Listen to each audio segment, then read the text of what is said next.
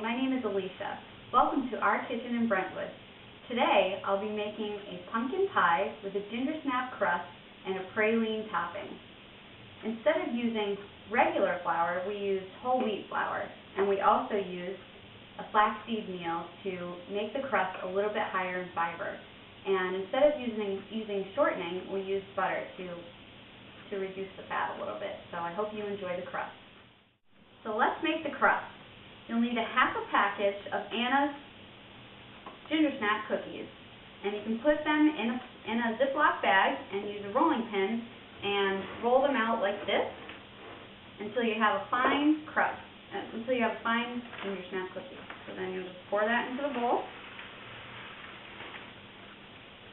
And then you will also either grind up some pecans or do the same thing that you did with the Gingersnap.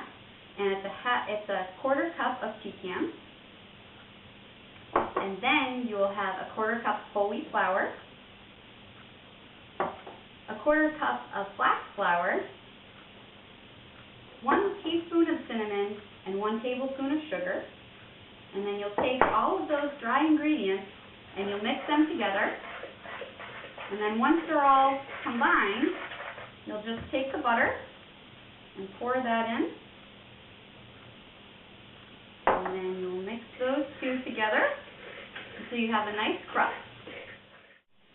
Once you have your crust all mixed together, you would like to make sure that you have your pie plate sprayed with some Pam so the crust doesn't stick. And then you'll just pour the crust filling into the pie plate. And you want to press it down so that you get a good, sturdy pie crust.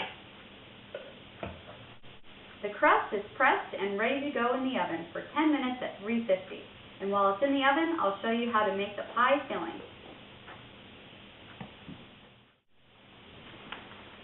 Okay, so now that our crust is in the oven and baking, while we're waiting for that, we're going to make the filling.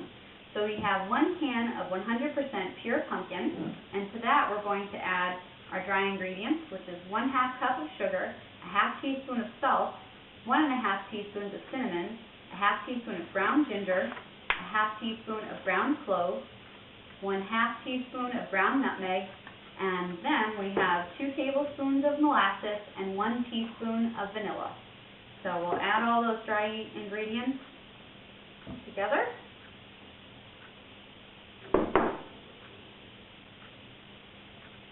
And we'll mix it together. So now we have our filling done, and I'm just going to take a little bit of a taste to make sure we don't need to add anything else. It's really good. So now we're going to add 2 beaten eggs and 1 can of evaporated milk. And then we'll mix it together. So now we've taken our pie crust out of the oven, and we're going to put the filling right into the pie crust. And then you're going to put the pie in the oven at 425 for 15 minutes. And then once you have it done for 15 minutes, you reduce the heat to 350 and put it in for 25 minutes. And then you take it out, and I'll show you the next step. While the pie is in the oven, I'm going to show you how to make the praline topping.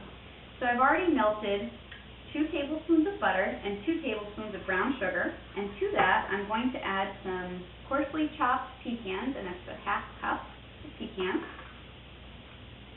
and then a 1/4 teaspoon of orange rind. And we'll just mix that together, and there's your praline topping. Alright, so we have 1 more scoop left of the praline topping. And then our pie is almost done.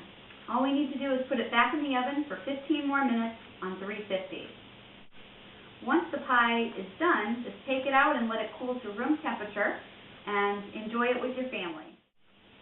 Thank you for joining me today, and I hope your family enjoys this pie just as much as mine does. Have a great holiday season.